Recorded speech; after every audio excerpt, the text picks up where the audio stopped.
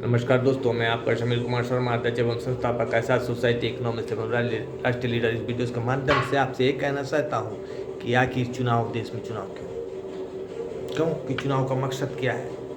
जहाँ एक तरफ देश में भारत के आर्थिक उदारीकरण के द्वारा में देश का आर्थिक उदारीकरण कार्य योजना हो चुका है, उसके बाद भी आज चुनाव में जाया जा रहा है। आखिर क्यों जनता के बीच में कानूनी संविधान गलत बातों को रखा जा रहा है? क्यों आखिर जहाँ एक और झारखंड राज्य में भारतीय जनता पार्टी के ऊपर में एफआईआर है, दूसरी ओर नरेंद्र मोदी जी और उनके पूरे मंत्रिमंडल के ऊपर में जवाबदेही है, जो दिन पर दिन व्यतीत करते जा रहे हैं। आज सबको मालूम है कि देश के कर्ज का पैसा को अगर वो सही समय पर नहीं ठीक किया जाएगा तो वो कर्ज बढ़ते जा रहा है। जहाँ एक और 20 करोड़ लोग बेरोजगार हैं, जहाँ देश पर 30% बजट पर ब्याज पेमेंट किया गया है, वो एक कानूनी अपराध है कि उनको जानकारी होते हुए वो उस चीज़ को नहीं ला रहे हैं। पूरे पार्टी का कानूनी अपराध हो गया है। ये लोग जेल होने का हो जाएगा, देशद्रोही का केस चलेगा। क्यों कि हम मेन पावर के बलबूते पर एक गुंडागिर्दी तंत्र खड़ा कर देंगे, जो कि प्रशासनिक अधिकारी इस देश के तमाम लोकतांत्रिक प्रक्रिया को जानने वाले लोग जानते हैं कि कानून संविधान प्रशासन नहीं देता है, क्योंकि आपके ऊपर में एलिगेशन लग जाने का मतलब है कि आपको तुरंत स्टे और रोक दिया जाएगा कि आखिर व्यवस्था क्या चल रहा है। इलेक्शन कमीशन से पूछते हैं हम लोग कि आखिर चुनाव क्यों।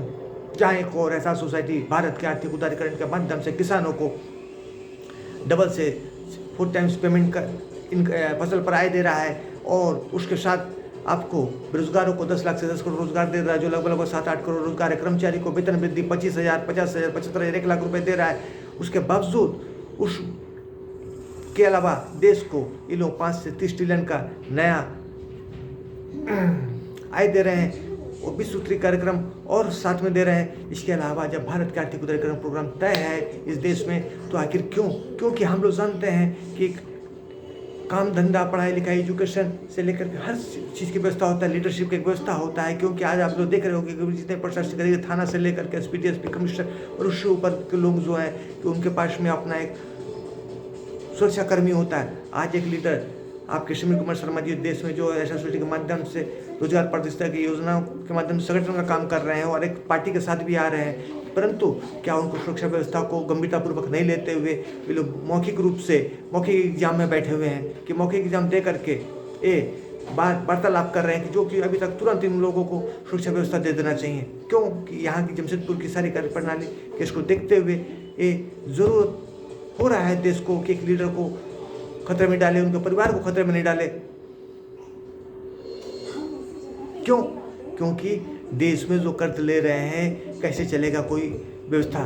क्योंकि मैं एक पॉलिटिकल लीडर हूँ, हो सकता है कि पॉलिटिकल बातचीत भी हो, लेकिन आज एक सीधे सरल व्यवस्था से ये कहा कि कानून ब्रेक नहीं कर रहा हूँ। आदरणीय नरेंद्र मोदी जी आप बातचीत के माध्यम से तुरंत करें, सुरक्षा व्यवस्था दें और बातचीत करें। इस देश में जो है कि एक हेल्दी लोकतांत्रिक डेमोक्रेटिक प्रोसेस जो है कि आए। क्यों कि कल हम लोग देश के जनता, तमाम जनता से एक तरफ देश को धोखा दे रहे हैं, दूसरी जनता को धोखा दे रहे हैं। एक पार्टी का बैनर लगाए हुए हैं। क्या एक ना काफ़ी है कि इलेक्शन कमीशन चुनाव में आप लोग को रोक दे, कि चुनाव नहीं लड़ने दे? चुनाव लड़के किसके लिए काम करेंगे? सरकारी मिशनरी तंत्र का दुरुपयोग होगा और क्या होगा इस देश के अंदर में। क्यों कि हम लोग आपसे पूछ रहे हैं कि अगर समीर जी यहाँ पर अमेरिका के जुडिशल मैटर को उठाते हैं, देश की क्या छवि होगी? कि सारे तमाम नेता अगर देश कर्ज में चल जाएगा तो कुछ चुनिंदा लीडरशिप के आड़ में जो नरेंद्र मोदी जी के मंत्रिमंडल में सब क्या विदेश भाग जाएंगे? देश को संभालने वाला कौन होगा? जबकि 50% आप ब्याज पेमेंट करोगे हर बजट पर, कौन देगा जवाबदेही देश में? आज जब छोटी सी प्रॉब्लम है, अगर उसको हम लोग ठीक करते हैं तो पूरा हो जाता है। प्रॉब्लम तो छोटा नहीं है आर्थिक उदारीकरण का। आज हमारे पास में सॉल्व करने का मैटर है कि अगर सॉल्व करने का मैटर नहीं होता तो देश में सब भागा दौड़ी करने लगते अभी तक। इस व्यवस्था को क्या करोगे आप लोग? क्योंकि हम लोग ओबीसी का झंझट नहीं करते हैं, हम लोग बैकवर्ड फॉरवर्ड की झंझट नहीं करते हैं, हम लोग किसी तरह कोई झंझट नहीं करते हैं कि ओबीसी जो है क्या ओबीसी के पास में, हर व्यक्ति के पास में, अपना जात के पास में अपना काम है। इन्हीं लोग के काम से, रोजी रोजगार से भी बहुत कुछ देश में चलता है। कि बेकार के ओबीसी के गठबंधन, मेन पावर मिसयूज, ये क्या हो रहा है इस देश में? क्योंकि एक मध्यम वर्गीय का 8-10 करोड़ का लिविंग है, और बाकी 100 करोड़ लोग का गरीबी रेखा से, ग्रामीण से, गरीबी से, हर तबके से लोग हैं, वो भी चाहते हैं कि हम लोग भी एक लेवल मेंटेन करें, क्योंकि उनका लेवल मेंटेन करना जो है देश की आर्थिक रीढ़ को मजबूती करता है, आर्थिक उन्नति प्रगति और हमारा देश जाता है। आखिर क्यों? कि जहाँ समीर जी ने अपने प्रोग्राम के बारे में हर चीज़ बताया कि हम लोग ऐसे ऐसा करने जा रहे हैं, जब तक कि आपको नहीं दोगे तो कैसा होगा, कि एक ही शब्द है कि समीर जी का पैसा रोक दिया गया है। समीर जी का पैसा रोक दिया गया है तो फैसिलिटीज जो गवर्नमेंट के तेल, गाड़ी, सुरक्षा व्यवस्था, निवास, और जो होता है गवर्नमेंट की कार्य प्रणाली, पार्टी की कार्य प्रणाली चलाने में मुझे आसान और सरल व्यवस्था मिले, उसको भी तो होना चाहिए।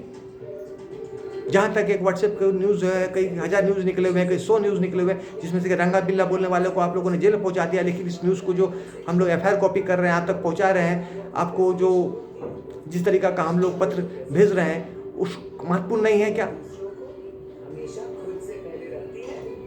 यहाँ तक कि हम लोग को टीवी न्यूज़ भी निकला हुआ है। आखिर झारखंड में ऐसी क्या व्यवस्था है?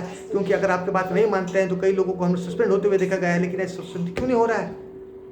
कोई भी अधिकारी, प्रशासनिक अधिकारी, इसका मतलब है कि प्रशासनिक अधिकारी के साथ रह करके आप लोग गलत काम को अंजाम दे रहे हो। क्योंकि ये सब जानते हैं कि आज भारत के आर्थिक उन्नयन प्रोग्राम जो है क्या से एक स्टेबल और मजबूत गवर्नमेंट दे रहा है इंडिया के अंदर में, भारत के अंदर में, जो कि एक मजबूत सरकार बनेगा। इस देश में जनहित से काम जुड़ेगा, देश में लोकतांत्रिक प्रक्रिया होगा, डेमोक्रेटिक प्रक्रिया होगा, यहाँ के नेताओं का मान सम्मान बढ़ेगा। और इस प्रक्रिया को हटा करके आखिर क्यों हो रहा है? ऐसा नेतागिरी किस काम के लिए? कि माना कि 1947 से लेकर के आज तक जो सरकार गवर्नमेंट चलाएं काफ़ी उपयोगिता का काम किए हैं, जो कि आज हम लोग देख रहे हैं। परंतु ये भी तो बात सत्य है कि उसी पैसे से आज हमारा देश गुलामी को चला गया है, आज पैसा चलाने सक नहीं रहा है कोई। आज आपके इकोनॉमिस्ट समीर कुमार शर्मा जी इस देश के महानतम ऐतिहासिक काम कर किए हैं, तो उसकी बात की गरिमा को, गंभीरता को, उसके महत्वपूर्णता को, उसकी ऐतिहासिकता को आपको समझना चाहिए। क्यों? क्योंकि कहने का मतलब है कि भारत के आर्थिक उन्नयन के माध्यम से जहां एक और देश को 5 ट्रिलियन से 30 ट्रिलियन का फायदा हो रहा है, आखिर तो क्यों रोका जा रहा है? ये देशद्रोही का काम है। ऐसा है नहीं कि मैं सेंट्रल में कर रहा हूं, हम लोग की जो कानूनी संवैधानिक लड़ाई है झारखंड में भी हम लोग बातचीत कर रहे हैं। कितने भय से, कितने मुश्किलों से, कितने तकलीफों से हम लोग ठीक हुए हैं और आज देश को ठीक करने की स्थिति में आ गए, उस मजबूत स्थिति से निकल करके। तो देश को ठीक करना सबसे ज़्यादा जरूरी है, जनता को ठीक करना जरूरी है, रोजगार को ठीक करना जरूरी है, पढ़ाई लिखाई शिक्षा को ठीक करना जरूरी है, व्यवहार को ठीक करना जरूरी है, इनकम को ठीक करना जरूरी है, उसके चिकित्सा को ठीक करना जरूरी है। ऐसा क्या चीज़ है जो ठीक होगा? क्योंकि हम लोग अंडरटेकिंग ऑफ गवर्नमेंट ऐसा प्राइवेटाइजेशन वर्क को लाने का भी प्रयास कर रहे हैं, उसको जनता को जानने का अधिकार हम जनता को बता भी रहे हैं। आखिर क्यों? तब देश की जनता इस न्यूज़ को देखे, समझे, लाइक करे, फॉलो करे और साथ में जुड़े और इसको आगे बढ़ाएं। क्योंकि कोई उपयोगिता नहीं है कि आप जो है, कोई चारा नहीं है। Unity is the strength. एक संगठन ऐसा सोसाइटी पार्टी का संघ आ रहा है, हम लोग घोषणा मात्र की प्रतिष्ठा के लिए झारखंड प्रदेश में इस बात चल रहा है, और शायद जैसा स्थिति होगा आपको हम लोग कन्फर्मेशन करते हैं। हम लोग मिलजुल रहे हैं, आप लोग से बातचीत कर रहे हैं। धन्यवाद दोस्तों। और इलेक्शन कमीशन, आदरणीय नरेंद्र मोदी जी, हम लोग सुप्रीम कोर्ट, हाई कोर्ट, अन्य कानून कार्रवाई भी कर रहे हैं कि आप उसको देखें। क्योंकि जमशेदपुर के यहाँ पर प्रशासनिक ने पहले ही हम लोग रिपोर्ट लेंगे कि उनको फंसाने के उपयोग से इनके नेतागिरी की व्यवस्था को रोका गया था, जो कि कंफर्मेशन हो गया है जमशेदपुर से ही। धन्यवाद दोस्तों। नरेंद्र मोदी जी और आपके पार्टी के तमाम लोग बात को समझे। क्यों?